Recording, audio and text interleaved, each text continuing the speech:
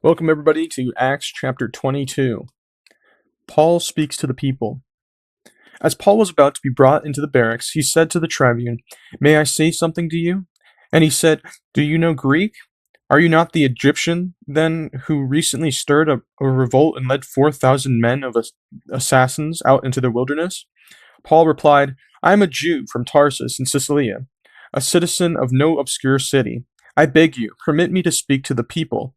And when he had given him permission, Paul, standing up on the steps, motioned with his hand to the people, and when they were a great hush, he addressed them in the Hebrew language, saying, "Brothers and fathers, hear the defense that I now make before you." And when they had heard he was addressing them in the Hebrew language, they became even more quiet. And he said, "I am a Jew born in Tarsus in Cilicia, but brought up in this city, educated at the feet of Gamaliel, according to the strict manner of the law of our fathers, being zealous for God as all of you are at this day.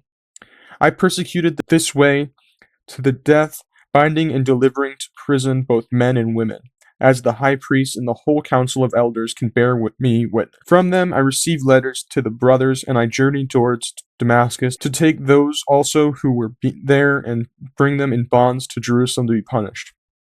As I was on my way and drew near to Damascus, about noon a great light from heaven suddenly shone around me.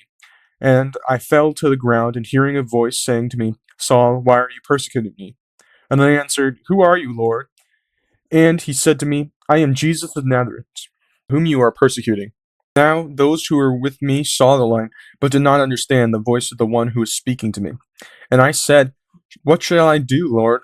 And the Lord said to me, "Rise and go into Damascus, and then you will be told all that is appointed for you to do." And since I could not see because of the brightness of that light, I was led by the hand by those who were with me, and came into Damascus.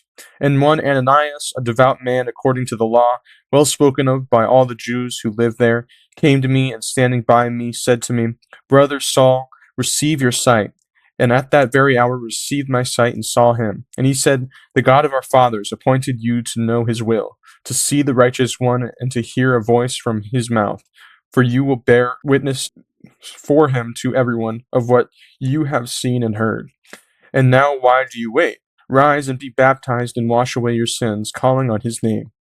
When I had returned to Jerusalem and was praying in the temple, I fell into a trance, and saw him saying to me, "Make haste and get out of Jerusalem quickly, because they will not accept your testimony about me." And I said, "Lord, they themselves know that in one synagogue after another I imprisoned and beat those who believed in you. And when the blood of Stephen, your witness, was being shed, I myself was standing by and approving and watching over the garments of those who killed him." And he said to me, "Go, for I will send you far away to the Gentiles." So, Paul was brought into the barracks because of the noise of the crowd, and the tribune mistook him for an Egyptian zealot, and he explained that he's not. And Paul asked to speak to the people, and he does in Hebrew. And this actually causes people to quiet down more because this is their native language instead of speaking Greek.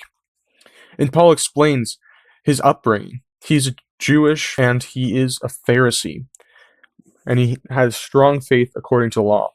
But one day, when he was about to persecute those who followed Jesus, aka the Way, he was going to Damascus on a road, and Jesus revealed himself to him, asking why Paul persecuted him.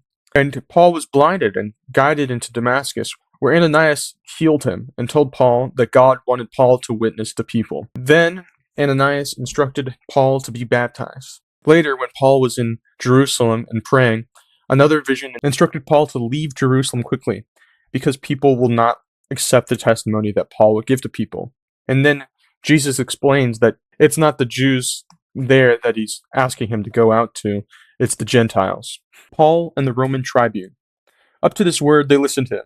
Then they raised their voices and said, "Away with such a fellow from the earth, for he should not be allowed to live."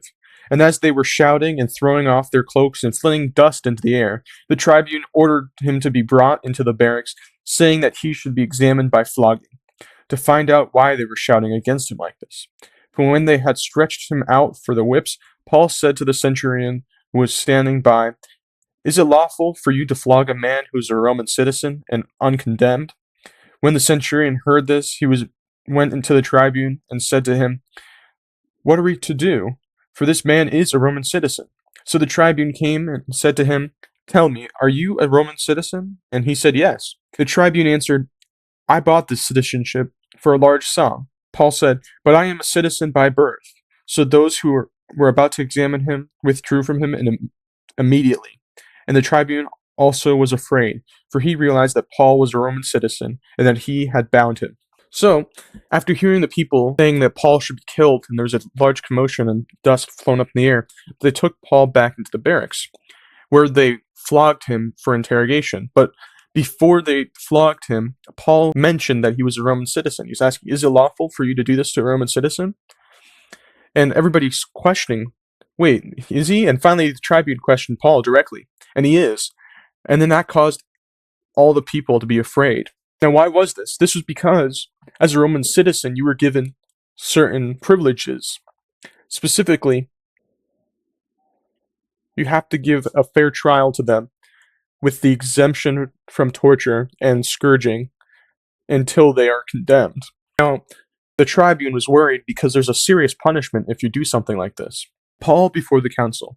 But on the next day, desiring to know the real reason why he was being accused by the Jews, he unbound him and commanded the chief priests and all the council to meet. And he brought Paul down and set him before them. So, still wanting to know why the people were angry, the tribune brought Paul to the chief priests and all the council. And that's the people that Paul cited as the ones who I persecuted people with. Now that is the end of Acts chapter 22. Thank you all for watching. Like and subscribe, and goodbye.